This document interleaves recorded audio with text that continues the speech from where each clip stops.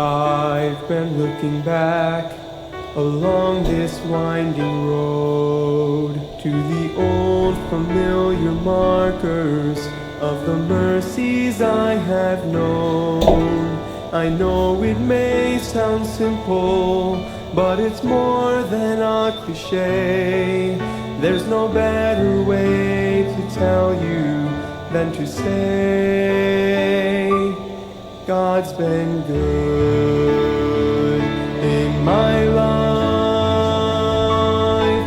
I feel blessed beyond my wildest dreams when I go to sleep each night.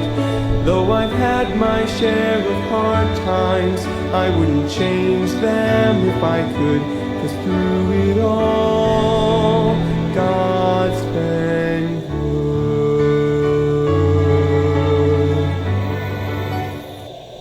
Magandang gabi po muli sa ating lahat.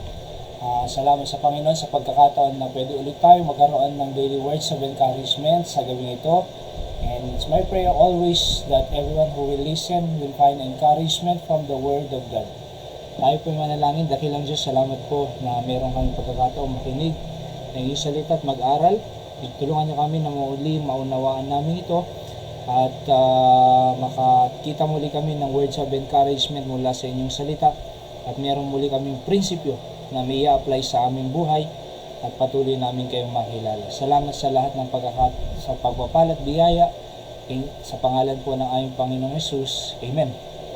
Sa ating text po dito sa Psalms chapter 68 verse 19, sabi po ng Bible, "Blessed be the Lord who daily loadeth us with benefits, even the God of our salvation." So, kaya ang ating pag-uusapan po na paksa ngayong gabi ay Blessed be the Lord.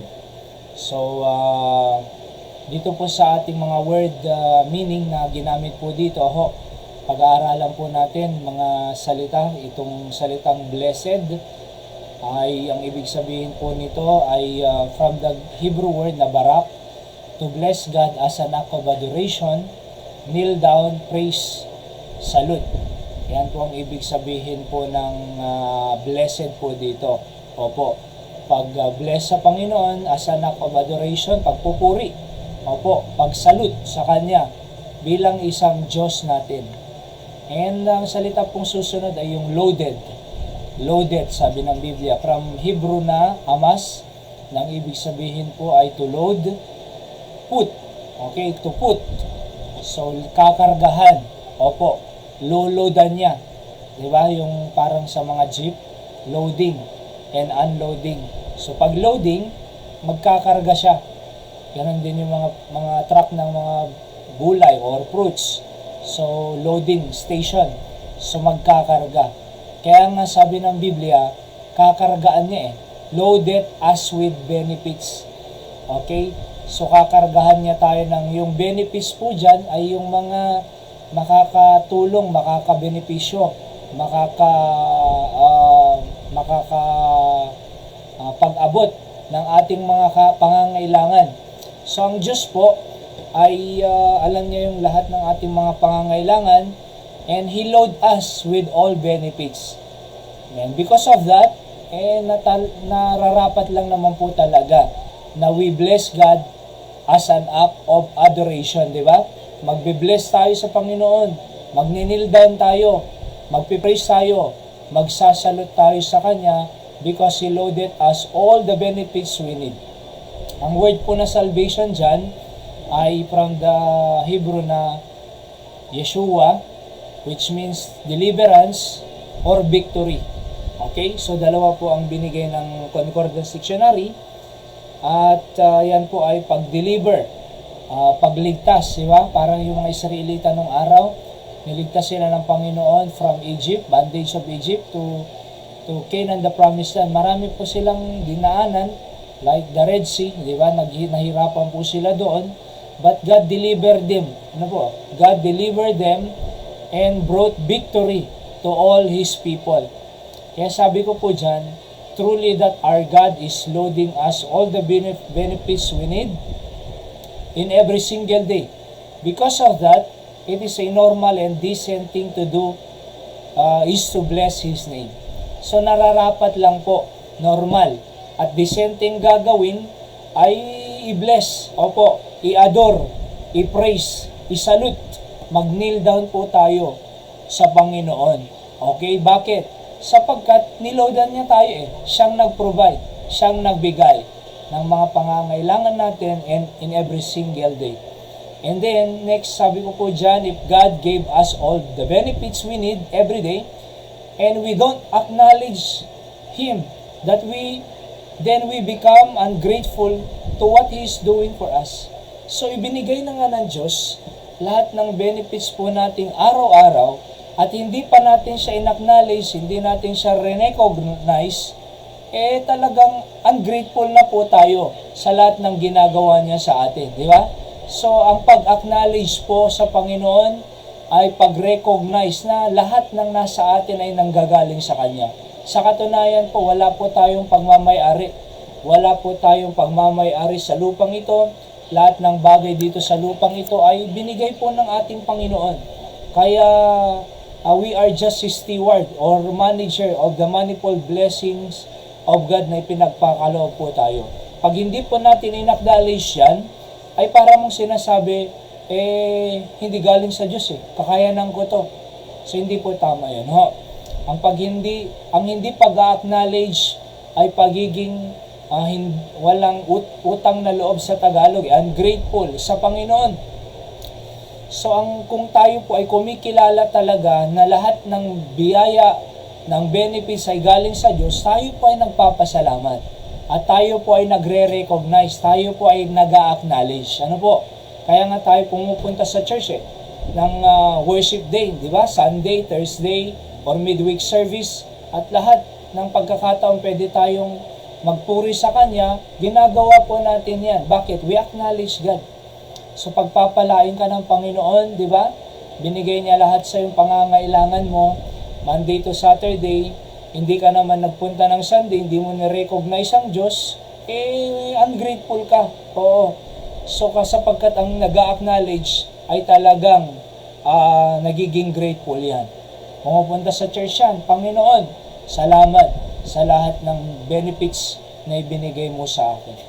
So, sabi ko pa dyan, our attitude when God gave all the benefits we need daily must be like David when he said in Psalm 116 verse 12, "What shall I render unto the Lord for all His benefits towards me?"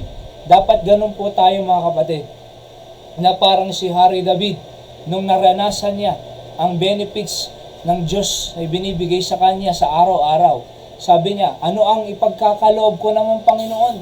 What shall I render? Ano naman ang ibabalik ko? Ano naman ang gagawin ko para sa iyo? For all His benefits toward me. Napakarami mong benefits sa akin Kahit nga buhay ko hindi sapat. Kahit nga lahat ng meron sa akin, ibibigay ko hindi sapat. Sa dami, di ba? So yung kaligtasan na lamang po na ibinigay ng Diyos sa atin. Binigyan tayo ng buhay na walang hanggan. Tayo na ay nakakatiyak sa langit. May mansion pa tayo doon. Anong maisusukli natin dyan? Wala naman pong magiging sapat dyan kahit ibigay natin lahat ng ari-arian at kayamanan natin. Kaligtasan na lang na ibinigay ng Panginoon at buhay na walang hanggan, hindi po sasapat yung ibabalik natin sa Kanya. Opo, hindi po sasapat. Diba? So kahit ibigay natin lahat sapagkat yung kaligtasan at buhay na walang hanggan, walang kapalit po yan. Binigyan ka pa ng mansion sa langit, so anong magiging katapat nun? Wala. Kaya nga kung ano man meron tayo na nire-require ng Diyos, time, talent, treasure, resources, what shall I render unto the Lord for all His benefits towards me? Yun ang napakagandang response po natin sa pagkakataon na binibigay ng Diyos. Ang benefits po natin, na pwede natin gamitin araw-araw. And then sabi ko dyan, our salvation alone is more than enough. So hindi po that yan. More than enough reason to bless His name. Yung kaligtasan lang po na ibigay ng Diyos sa atin ay enough reason na. Alright? More than enough reason to bless His name. Diba?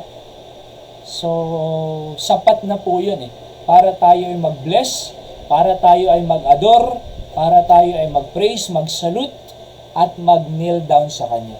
At panghuli po dito sa principles of the day natin, sabi ko po dyan, His blessing must affect our praising. So yun po dapat. Yung biyaya niya sa atin, yung benefits niya sa atin, His blessings must affect our praising. Pag pinagpala ka, ano naman ang response mo? Magpipraise ka ba sa Kanya? Pupunta ka ba sa church? Di ba? Magpipray ka ba? Maglilingkod ka ba? Di ba? Magwiwing ka ba ng kaluluwa? Magdadala ka ba ng kaluluwa sa Kanyang paanan? So, pagka naranasan po natin ang blessing ng kaligtasan, magpipraise po tayo sa Kanya. Maghahanap din tayo ng ilang tao na dadalhin sa Kanya as we praise the Lord. And then, pangalawa po, all our load is given by our Lord. So, lahat ng load, di ba? Sabi po doon kanina, loaded us with benefits, di ba? So, all our load is given by our Lord. Wala po tayong pagmamayari dyan. So, dapat mag-recognize po tayo na Panginoon, sa iyo ito. Salamat sa iyo. Gamitin niyo rin po ang buhay ko at ano ang pwede kong gawin para sa inyo. Panghuli po, God's salvation is enough reason for our proclamation. Pag iniligtas ka ng Panginoon, alam mong ligtas ka, i-proclaim mo naman siya. Di ba? Mahalaga sa iyo ang kaligtasan, mahalaga rin sa iba, lalo sa pamilya mo at mga loved ones mo. So, hindi lang tayo po ang pupunta ng langit. Dapat meron din po tayong concern na abutin ang bawat tao, especially mahal natin sa buhay, na sa langit pwede tayong pumunta May buhay na walang hanggang regalo ng Diyos. Opo. Kaya God's salvation is enough reason for our salvation. Salamat sa Panginoon, niligtas niya po tayo. Ang pwede lang natin sabihin dyan, blessed be the Lord. Di ba? Blessed be the name of the Lord. Sabi nga ng kanta blessed be the name, blessed be the name, blessed be the name of the Lord. Diba? Napakagandang kanta po yan. Tayo po ay manalangin. Dakilang Diyos, salamat po Panginoon sa kabutihan niyo sa aming buhay. Tunay nga Panginoon that we should bless your name for loading us all the benefits we need every day. Pinupuri ka namin at pinapasalamatan sa kabutihan niyo sa aming buhay. Tawad po sa lahat ng pagkakalasal at pagkukusap lang. Ito po ang aking dalangin sa pangalan po ng aming Panginoong Jesus. Amen. So God bless us all. Magandang gabi po sa ating lahat.